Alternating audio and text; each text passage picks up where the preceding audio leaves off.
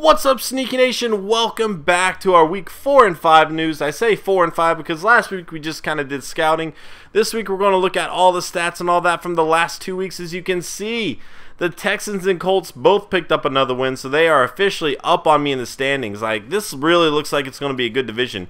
We are about to play the Saints, who are 0 and 4. What is going on? Is Drew Brees hurt, or I don't know. I don't trust that though, because if we are going against Drew Brees with the way our defense has been allowing passes, we could be in some serious trouble. But I do like that the Texans and Colts got a win.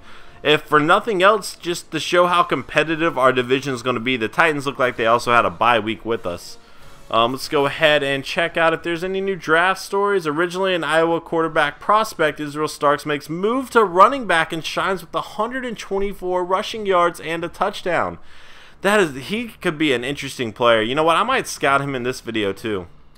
And we already saw that. You know what? Let's just do that really quick. I didn't scout him in that last one. I probably should have. But I'd be interested to kind of see. And knowing that he's not put too much time here, I could get a steal with Israel Stark. He seems like a playmaker, an extreme athlete. Yeah, look at that. A speed. If I were to move him... Now, I want to kind of scout his passing skills.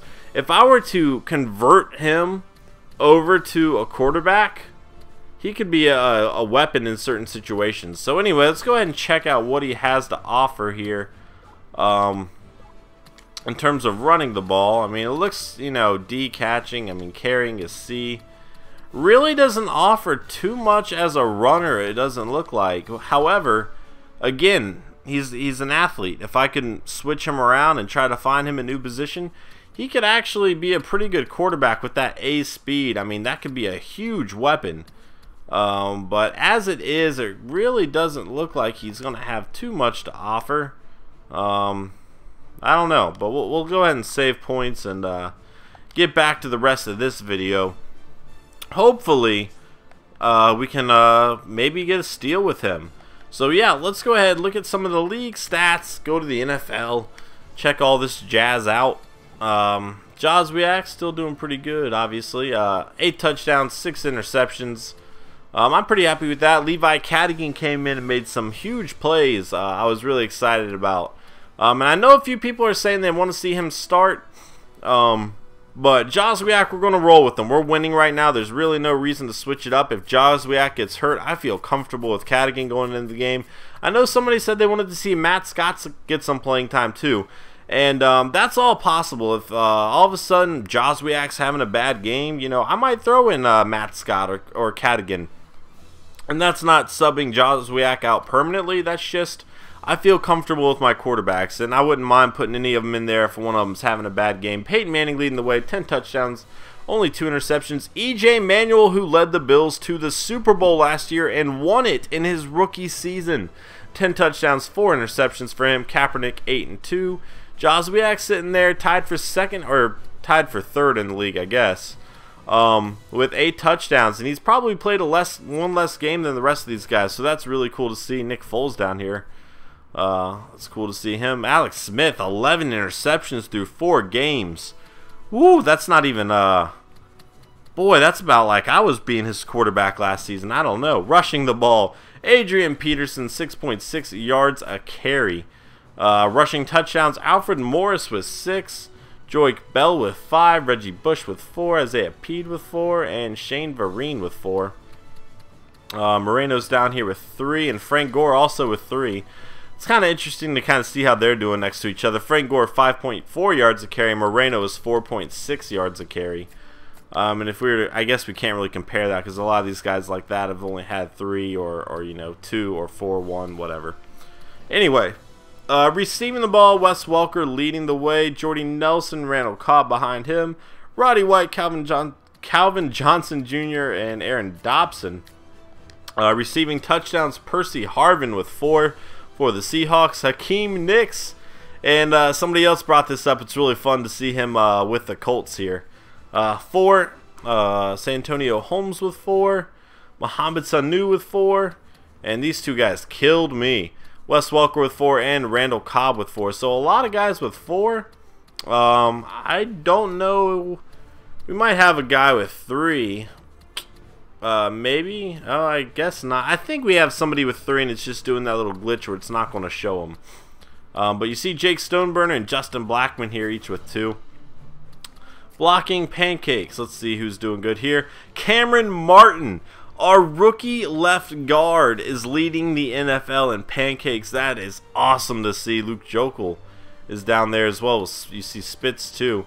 That's awesome. He has allowed 2 sacks, but the guy below him has allowed more sacks and gotten less pancakes, so that's really cool. I mean, if you look, he's played a lot less downs too. Almost 100 less downs, so that's really crazy. Defense, Derek Johnson and DJ Williams still leading the way here. Let's just go ahead and look at sacks. Quentin Groves was 7. Von Miller was 7. Robinson, Avril Sue, Pierre Paul, Ahmed Brooks down here. That's pretty cool. Jarrett Allen. Interceptions. Deshaun Goldson with 6 interceptions through 4 games. Wait, they might have played 5 games. I know I said 4 games a little bit earlier, but 5 games. I've had that bye week. So 5 games, 6 interceptions. That's still crazy. D'Angelo Hall on the Bills. Brandon Harrison, Joe Hayden, and Ladarius Webb, each with 3 catches. Now, fumbles forced. 2 for Dominic Rodgers-Cromartie and 2 for Vilma. So yeah, Bills have getting a lot of cornerbacks over there. Fumbles recovered. Jonathan Vilma with 2 blocks.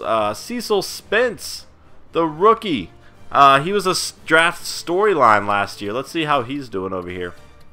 If anybody remembers, hasn't really made a contribution other than that fumble recovery, doesn't look like. So that's interesting. And then Bobby Wagner. Safeties, Donnell Ellerby. Did I say fumble recovery? I meant block. I'm sorry.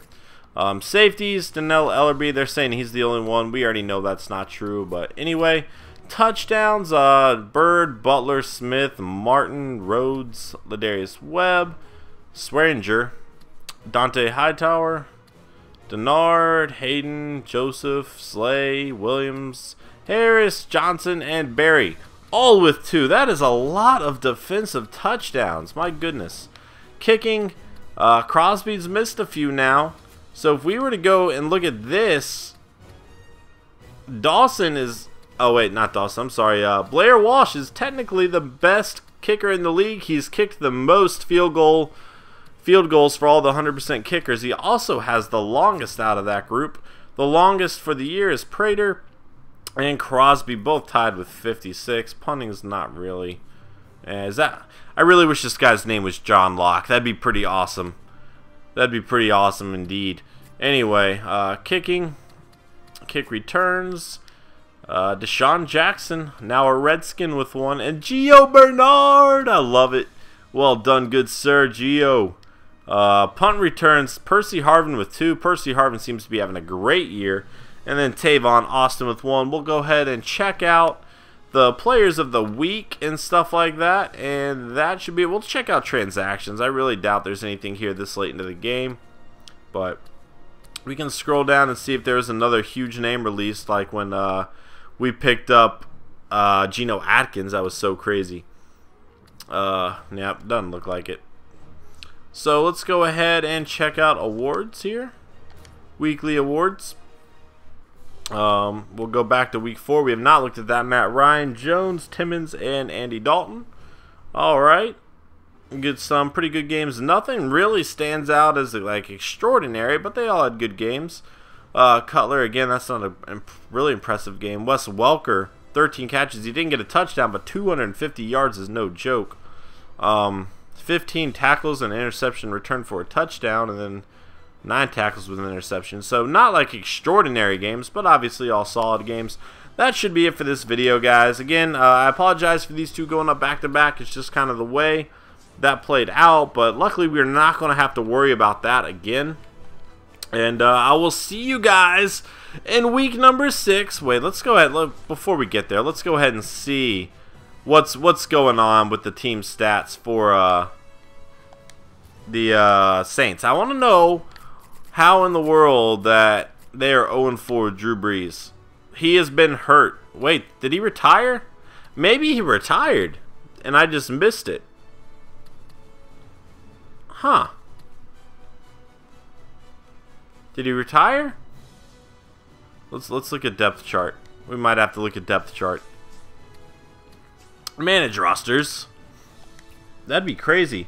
And I'm sure, like, I might have seen it and just, I called it out as I saw it, and now I'm just forgetting about it. Who knows? But, yeah, it looks like he retired.